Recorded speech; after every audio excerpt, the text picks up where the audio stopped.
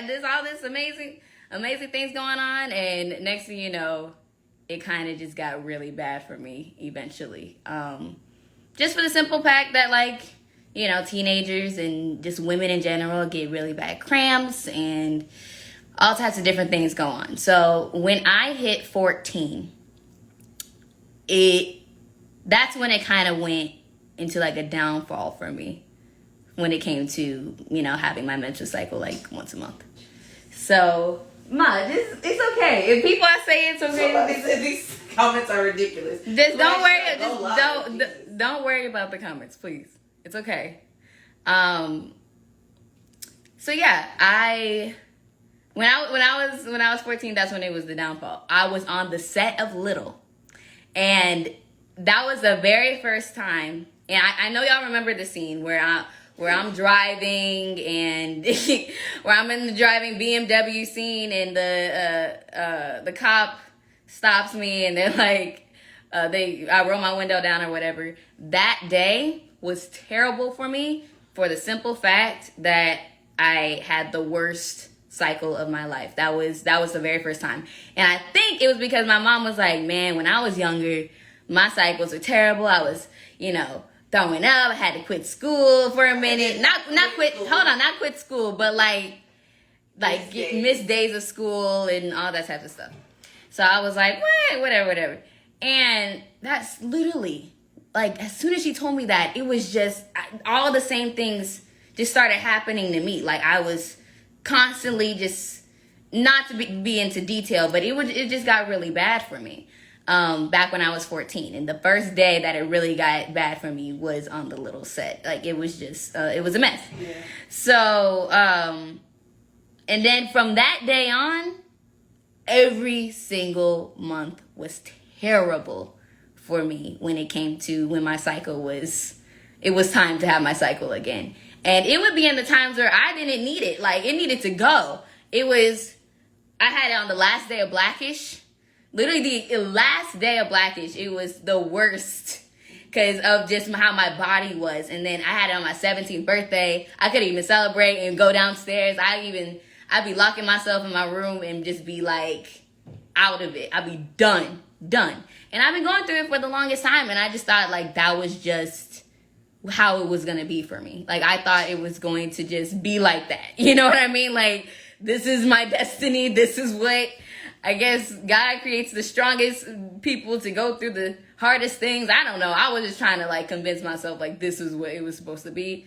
And I just had to go through it. And, you know, that's from 14 to, I guess, earlier this year. I was going through that a lot. And I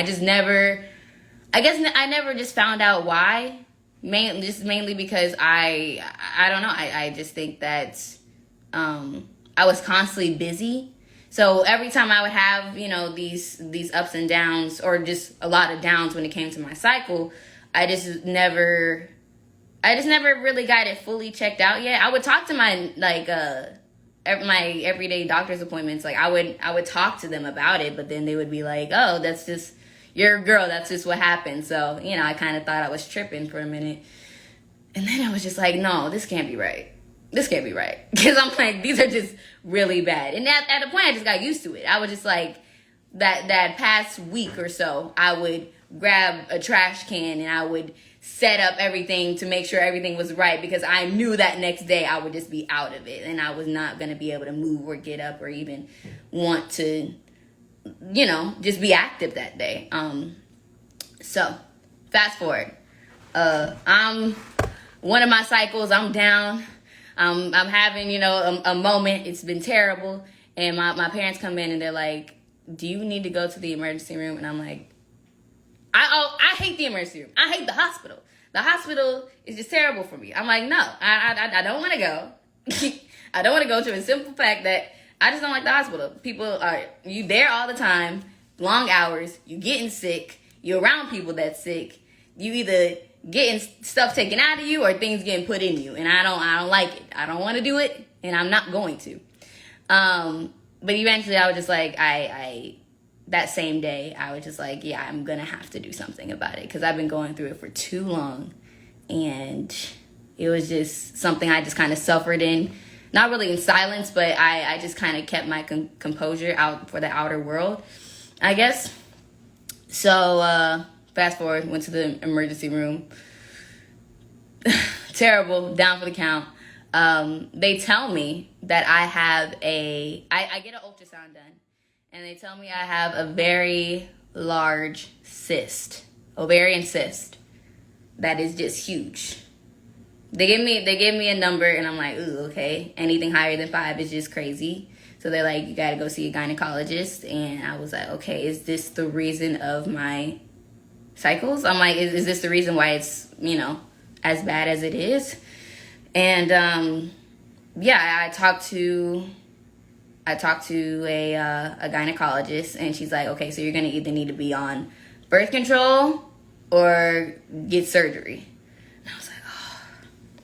So the thing about birth control for me and my family is that genetically it never really went well for my family, and even issues. Yeah, just different issues. And I know that's not that for everybody, because I know a couple people that also have are on birth control as well, and including some people that I'm close to, my friends or whatever.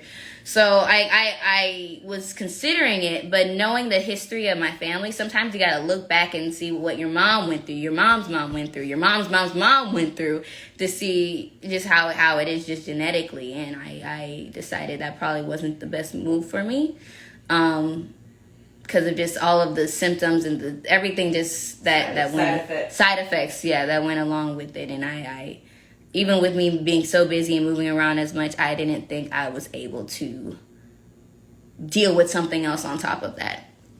So I decided to go with surgery, and it was really tough for me to make that decision, because it would be my first time having surgery. Because y'all, I've never had surgery in my life. Like, I never needed to.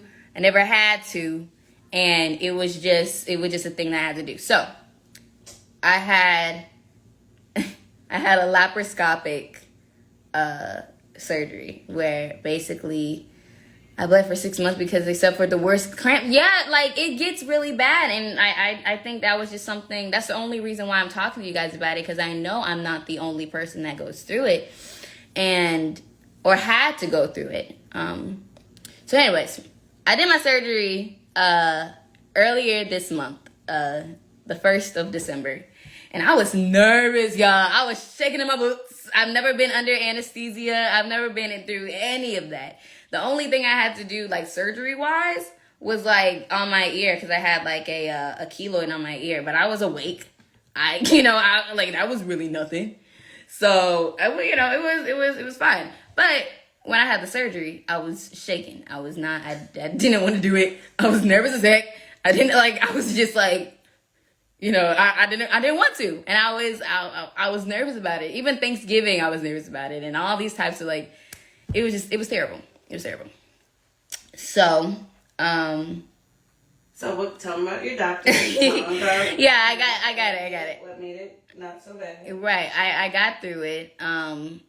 What made it not so bad for me was the couple of days before I got the surgery. I had a bunch of people on my side that it was sending me videos that kind of made me feel better. I didn't tell a lot of people about the surgery, first of all. I don't even think I told my main friends. I really just told 2 of my closest friends, and just a couple people about it. But yeah, if you don't know what laparoscopic is, the surgery that I got, it's just little 3 incisions on your stomach, and they really either just drain it out they drain the cyst out from there, or they kind of just put it in a basket depending on how big it is. And I'm not going to go into detail of what exactly they did, because I don't think y'all need to know that part. But either way, I was going under, and I was nervous. I just didn't, nah. So, like I said, what helped me a lot was just different videos that I got from really close friends and people that I really cared about. And I just felt the support from all different areas, and I was very grateful for that. So yeah, I listen. You can talk about post-surgery. You post surgery. I tried to vlog it. It didn't go well because I guess I was just on a high, and anesthesia, it was, all of that was just crazy. And I remember from the operation room, I was laying down there, and my mom was right next to me, and I was nervous. I'm about to go in there. They're about to put me on anesthesia. And I just remember all of these like different doctors coming in. It was Did you okay. keep the cyst? No, sorry. Yeah, so I just remember all these different doctors coming in and being like, "Girl, you okay? I've had 24 surgeries." Or, "Girl, you okay?" Like, they were just telling me their experiences, and it was very, very funny. But yeah, I mean, looking back, I'm very grateful that I went that route, and I am okay now. Everything is fine. Everything is fine. Look, I'm moving around. I'm talking the same. Nothing has changed really. All my organs are functioning and in place. And no, I'm very, very grateful that I was able to do that. But the main reason I'm talking to y'all about this is because I know a lot of Black women go through things like this, especially in our reproductive system, and I really want to just tell my story and make sure a lot of people, especially teenagers that are also going through this, that they're not alone, and that they don't, there's a space for them to be able to talk about the nerves that they have and however they're feeling about certain things. Like, it's okay, and it will be okay.